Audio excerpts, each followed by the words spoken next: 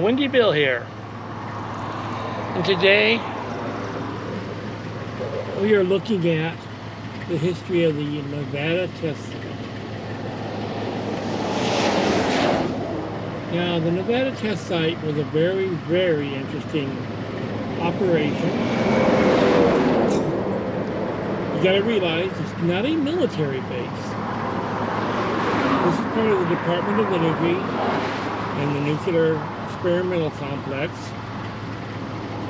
Test site was designed just for the study of nuclear energy, nuclear bombs, nuclear everything. And it was the site of all the testing for the atomic bombs. Starting in 1951, they set off the first bomb. It was dropped from an airplane from, I think, 60,000 feet, and they detonated it at 1,900 feet above the earth. It was a big bomb. This is the one I was talking about when I did the dairies out of. This is where it came from. And in this complex,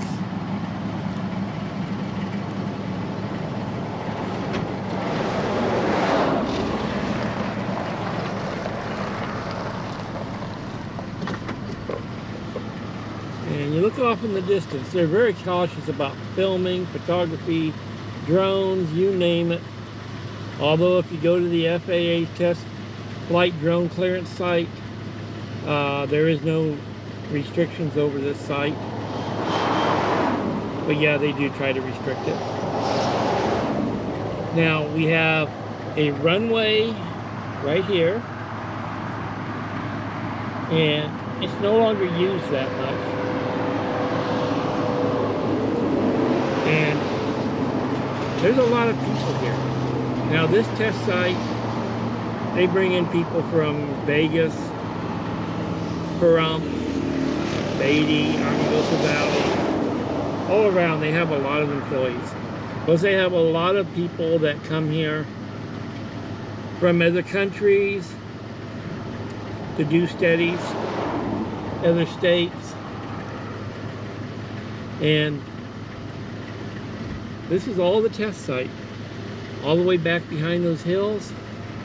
I know there's a greasewood bush in my way, but this is all the test site here.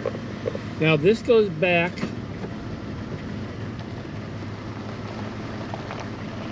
and butts up against Area 51. In fact, just several years ago, they finally put a back gate into Area 51 in a main paved highway. For people that work out there had another choice. They could come to the test site, go through the test site via the buses, and go into Area 51. Very few people drive to Area 51 to work. Most of them are taken in by Janice Airlines out of Las Vegas. Janice Airlines has flights out of Las Vegas, several of them daily to different locations. Area 51, Edwards Air Force Base, New Mexico, that Trinity area. They've got them everywhere. All the scientists go every day to go to work. So it's a big operation.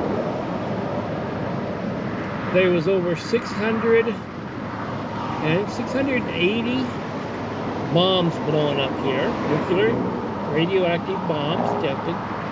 A bunch of them above ground, and then a lot of them were all done underground.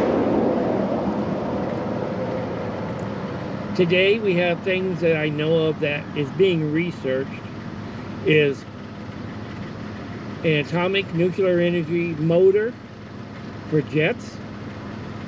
They are also talking about an atomic nuclear motor for spaceships. In fact, a spacecraft to Mars, they say, will be powered by an atomic energy motor, which that's great. Let's go contaminate another planet. Okay, contamination.